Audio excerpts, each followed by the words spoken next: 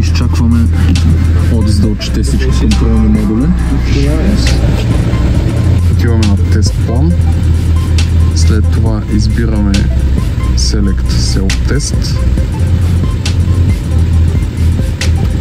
След което на новоотворен се прозорец отиваме в секция Powertrain, първата секция, което е двигателя, под секция 26 Exhaust System Emission Controls, Mechanical Components, след това Particulate Filter, Regeneration. Избираме Attach Test Plan.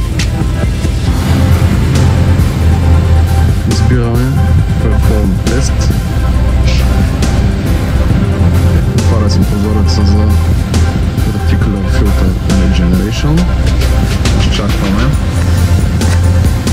Започва Одис да чете данните от контролния модул. Трябва след това включим всички консуматори, което означава климатика. Това е. Трябва да има натоварване на двигателя. Продължаваме. Избираме. Това са и данните, които ще се отчитат по време на теста. Продължаваме Next.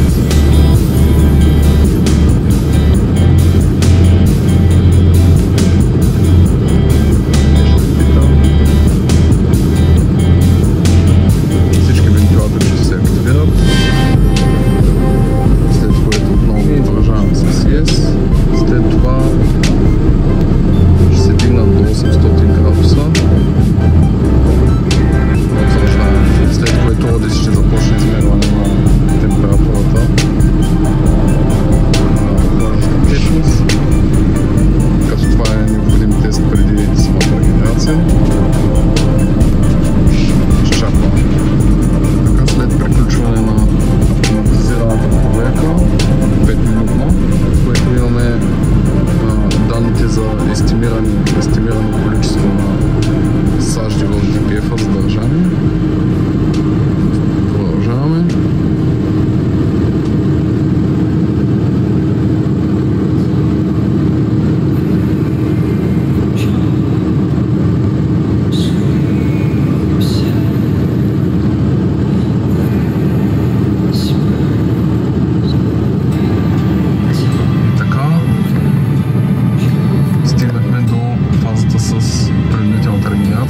Получаваме предупреждение, че температурите ще се дигнат над 300 градуса на изходящите на ауспуха отзад и че процедурата може да отнеме до 40 минути. Потвърждаваме съгласието си. Така, потвърждаваме.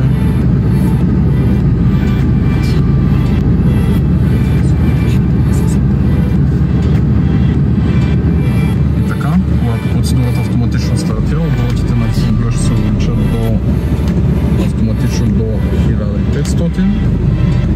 Скорост ниво трябва да е на P, ръчната спирачка активирана. Изчакваме, като процедурата може да трае до 40 минути.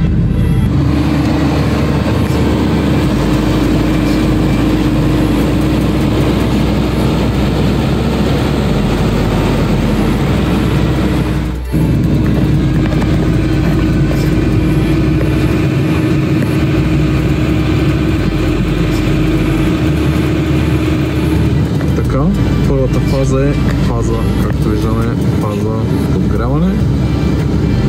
През това време, чрез увеличените обороти, двигател ще достигне по-висока температура.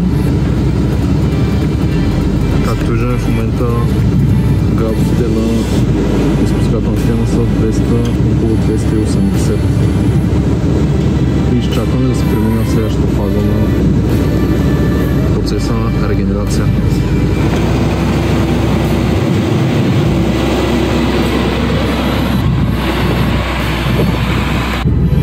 И така, фазата за подгряване е приключила. Финално потвърждение преди стартиране на регенерацията. Натискаме 1 и регенерацията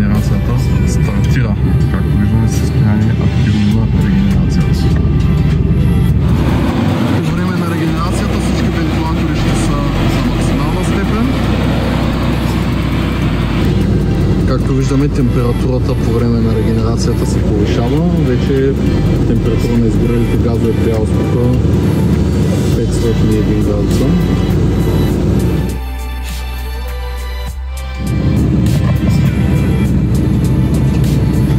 Лампата е изгаснала. DPF е регенериран.